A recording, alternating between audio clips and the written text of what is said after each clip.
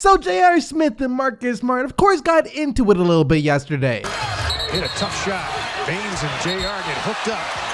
Oh, J.R. with a push. And now Marcus Smart. This is preseason. Wow, they're going to sort this out. Marcus Smart.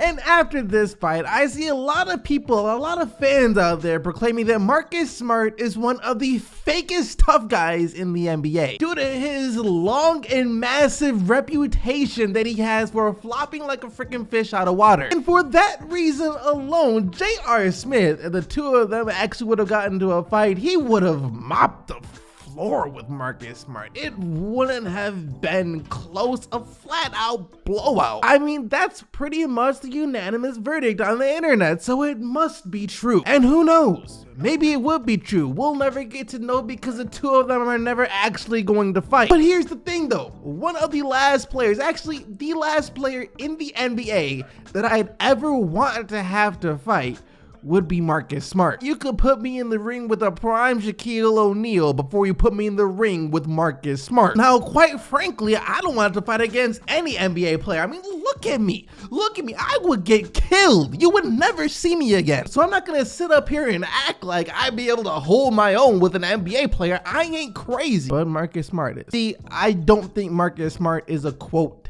tough guy at all. He's not. That's not who he is. He's not a tough guy, but he is crazy. He's one of those dudes that just don't care. And I'm surprised that's what people don't realize. See, there was a moment in this fight that I think went unnoticed by a lot of people, and that was this moment right here. Because he escalated that thing so fast, it's almost scary how fast he escalated that whole situation. Well, he's got a history of a short fuse. Remember when he went in the stands when he was at Oklahoma State? See, that little moment right there is all I needed to know that Marcus Smart is not the one. That is not the guy that you want to mess with. I saw that and I knew that a flip switch in his mind and he lost it. Jason Tatum and Terry Rozier were putting their very lives on the line trying to hold Marcus Smart back. Like, you know, sometimes when scuffles like this happen in the NBA, other players or coaches or referees will try and hold a player back. You know, they'll go through the motions of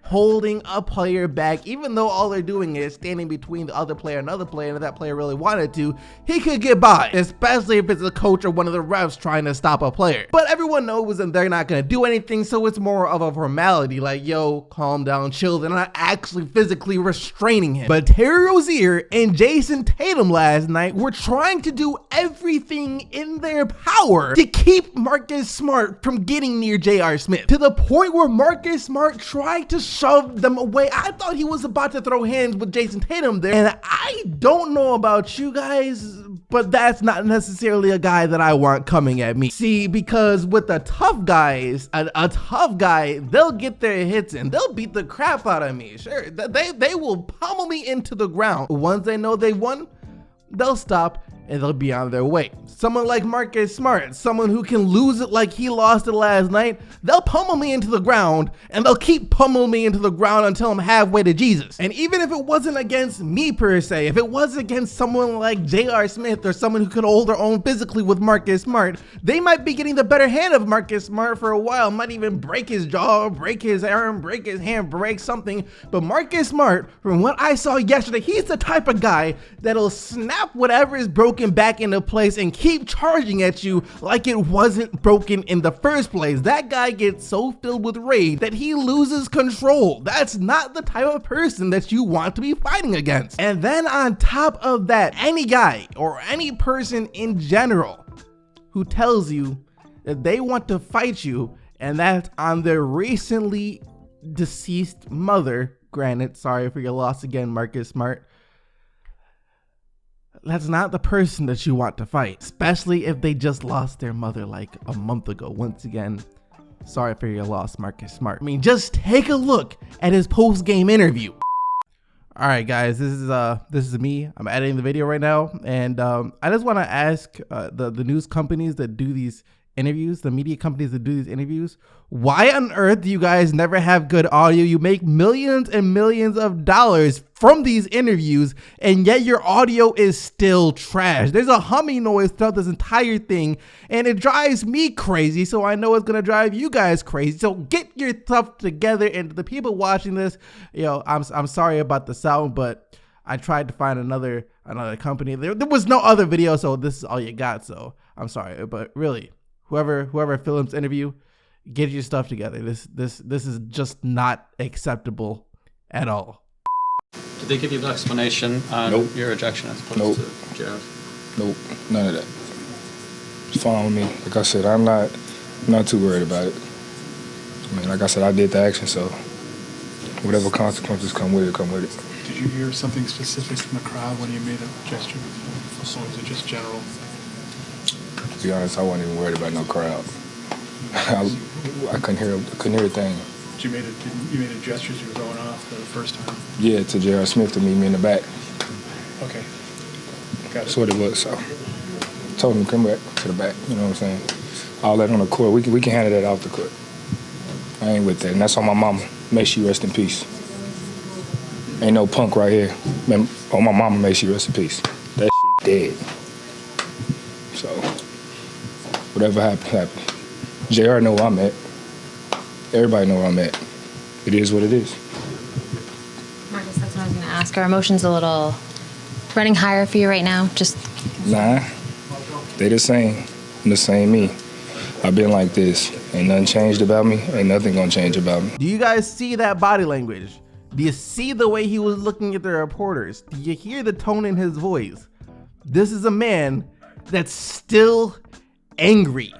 He still wants to go after J.R. Smith at this very moment. That look in his eye, oh, you best to believe that will be the last person that not just me or anyone else in the NBA would want to fight right now. Because he had that look like he was willing to lose it all. You do not fight a guy who's willing to lose it all, unless you're willing to lose it all too. And J.R. Smith in his post-game interview said something interesting about Marcus Smart. He tried to say that Marcus Smart was so upset because he doesn't think that Marcus Smart even wanted to play yesterday. Marcus Smart was supposed to play, so he took out his frustrations on J.R. Smith.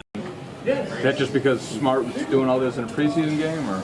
No, I mean, just for a guy who wants to be so tough in this situation, he leads the league in flops easily. You can't flop as much as you do and then be tough. Like, how does that even work? And then, like, you start slinging your teammates. Like, you didn't come to play basketball today. You knew you didn't want to play. Your coach told you got to play, and you were frustrated, and then you try to take it out on somebody else. So, but at the end of the day, I mean, I'm not going to sit here and lose money over trying to fight Marcus Smart. I'm not going to lose money over my tattoo, so why would I lose it over him? It makes no sense. But to me, that doesn't even come close to sounding right. Look, we all might say that Marcus Smart is a fake tough guy, but the one thing you can't admit is the guy plays with a lot of heart. He gives it his all every time he's on the basketball court. That's not someone who tries to sit out a game. Man tried to play when he was injured last season. You think he's trying to sit out a game and then he's upset because he didn't get to sit out a game? That's not Marcus Smart. Like I said, his mother had just passed away a month ago. So I do think that he's most likely still going through some things emotionally. And this outburst that we just saw out of him was most likely a lot of pent-up frustration and anger. Because keeping it 100% real, I don't see why he got as mad as he did. Do any of you guys think that the reaction from Marcus Smart was warranted? Do you think that his level of anger matched the situation? It certainly did not. Sure, he wanted to stick up for Aaron Baines after J.R. Smith gave him a little tug, even though, let's be honest, Aaron Baines probably deserved it because he could have snapped J.R. Smith's arm. But then for Marcus Smart to be as upset as he was, do you guys realize he almost hurt two of his other teammates trying to stick up for one of his teammates? How does that make sense? That's like me getting upset at someone for eating one of my Skittles, and in retaliation, I try and take the entire bag of Skittles and shove it down their throat. The punishment doesn't necessarily fit the crime. So once again, Marcus Smart is definitely going through some things right now. And you don't mess with someone like that. That's it for the video though. Subscribe, like, and I'll see you tomorrow.